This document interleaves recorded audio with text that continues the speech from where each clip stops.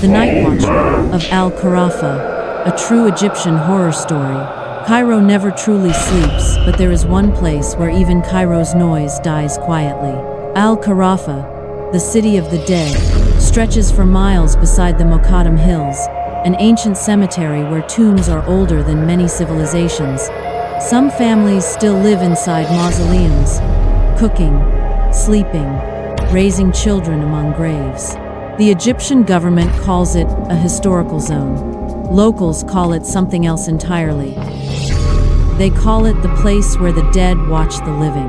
In October 2017, Ahmed Hassan, a 32-year-old night security guard, was assigned temporary duty near the southern edge of Al-Qarafa. His job was simple: patrol a construction boundary at night and report trespassers. Ahmed had worked night shifts before. He feared thieves, never ghosts. If you're listening to this story late at night, ask yourself honestly, would you walk alone through a cemetery where people swear something walks back with you?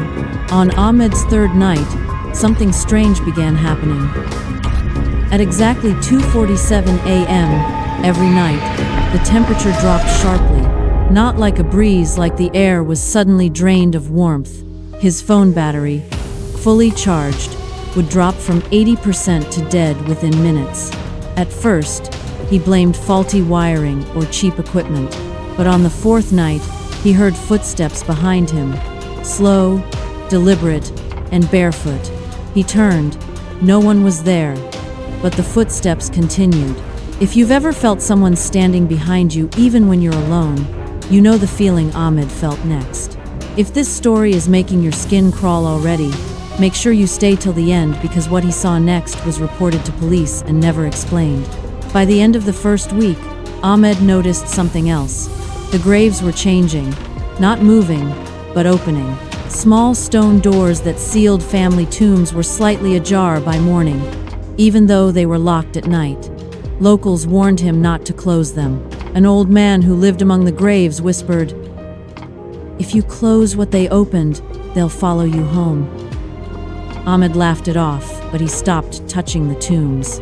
On October 18th, the night everything changed, Ahmed recorded a voice memo on his phone at 3:02 a.m. The audio still exists.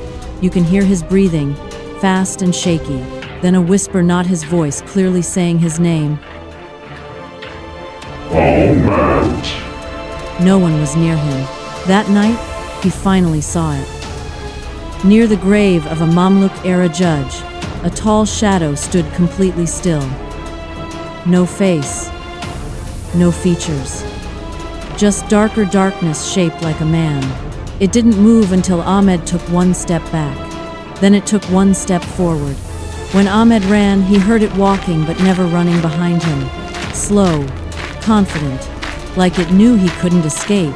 Ask yourself this: if something doesn't rush, does that mean it knows time is on its side?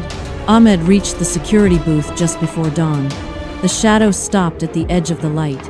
It never crossed into it, but before disappearing, it raised its arm and pointed not at Ahmed but toward the city. The next morning, Ahmed resigned. 3 weeks later, his family noticed he no longer slept at night. He claimed someone stood in the corner of his room, watching silently. Not threatening, not violent, just watching. At 2:47 a.m. every night, the room grew cold. Doctors found nothing wrong. Imams recited verses, nothing changed. On December 3rd, Ahmed vanished. His phone was found on the rooftop of his apartment building. One last voice memo was recorded at 2:46 a.m. You can hear footsteps. Then his voice whispering, It's not from the graves, it's guarding them. He was never found. To this day, residents of Al-Qarafa report seeing a tall shadow near newly disturbed graves, especially before dawn. Construction workers refuse night shifts. Taxi drivers won't stop there after midnight. And if you listen carefully to the silence of Cairo late at night, some swear they hear footsteps slow, barefoot, and following.